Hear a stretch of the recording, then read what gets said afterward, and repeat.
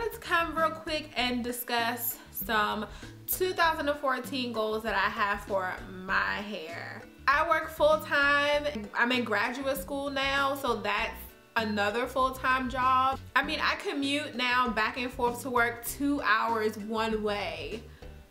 Yeah, 2 hours one way. It's kind of hard for me to keep up with my hair, and I haven't been doing the best job. So this year I want to focus more on the health of my hair. I kind of wrote down like a list of things that I wanted to do with my hair in 2014. So here we go. So the number one thing that I have on my list is length retention.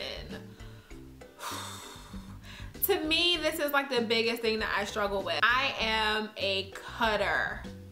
I need to go to Cutters Anonymous. I'm a cutter.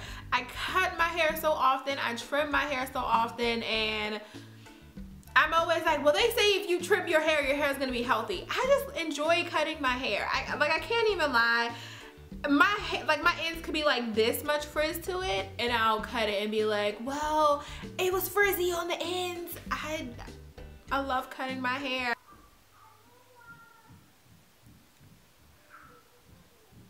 My neighbor.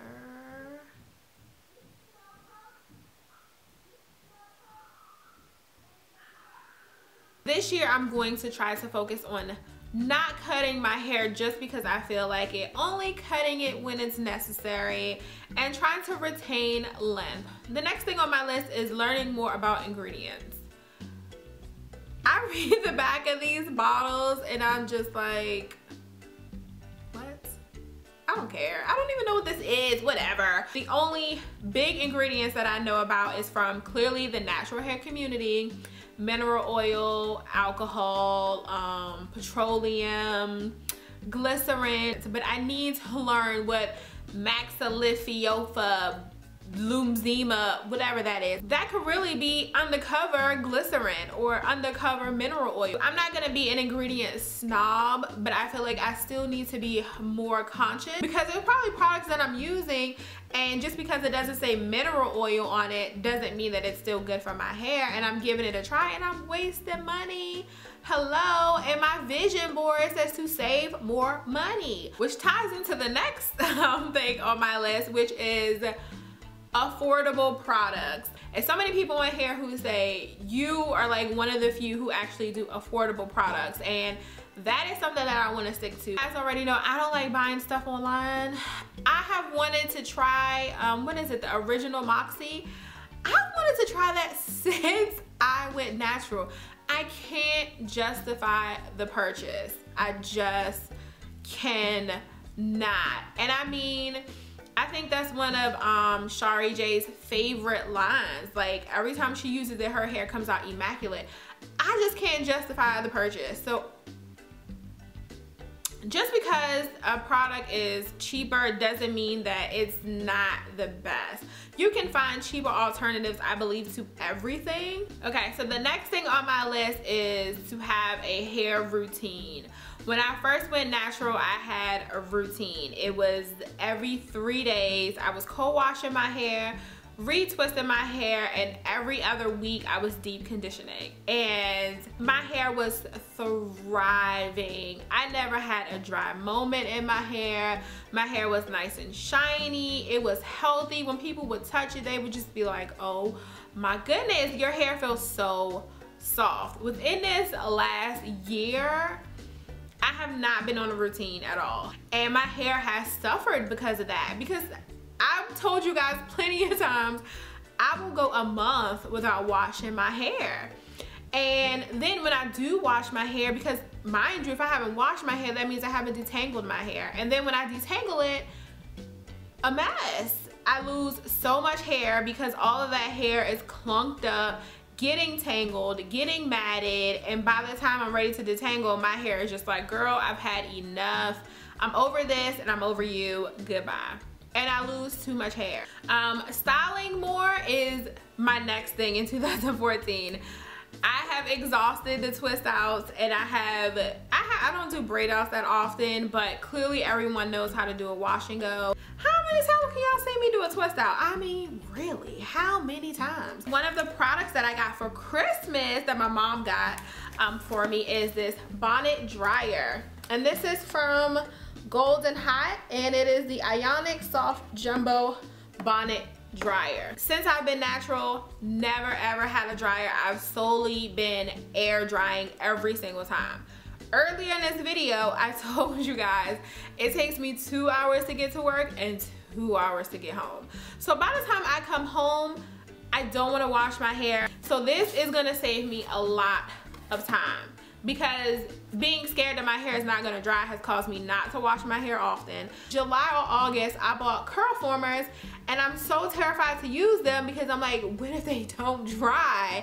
And then I'm already taking them out. So this is gonna be a lifesaver. And again, this is a bonnet dryer, so I can just put it over my head. My mom even made me try it out on Christmas Day, because she was like, your head is so huge, so you need to see if it's gonna fit the circumference. And I'm like, really? You really tried it? You really tried it? But I do want to do more conditioning treatments and heated with a heated dryer to see how my hair reacts to it.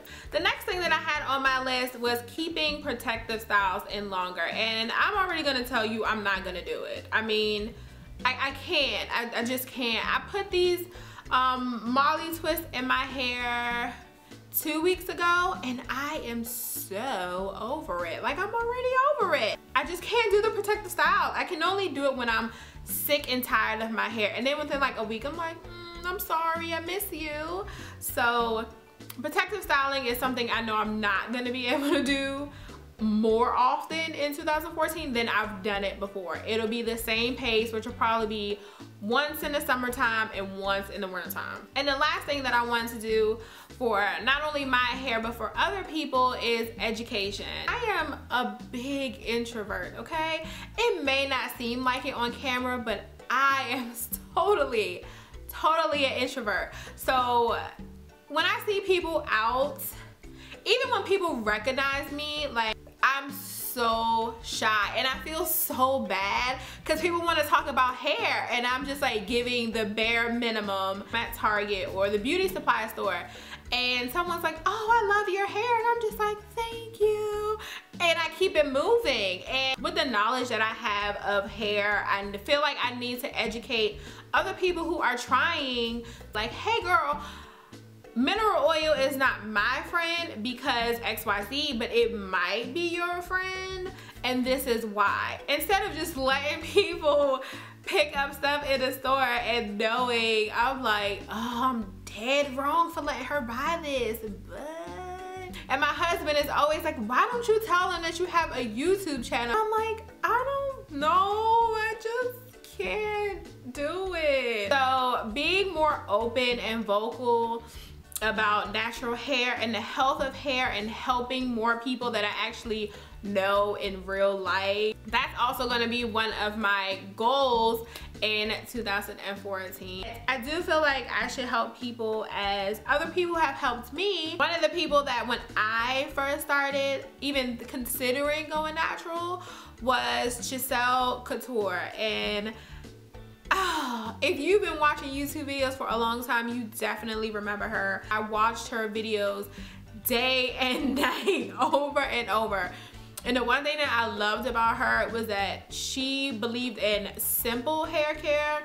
It wasn't anything that was dramatic. I mean, she did have like her own concoctions that she made, but it wasn't something that you can get wrong. You know what I mean? It was easy based products, and she was not breaking the bank. She made amazing, beautiful hairstyles, and she is still one of the people that when I think of natural hair, I think of her. Let me know what your biggest natural hair goal is for 2014, whether it's length retention, buying more products, not buying any products, or at least buying a little amount of products. I will talk to you all soon, and I hope you have an amazing evening.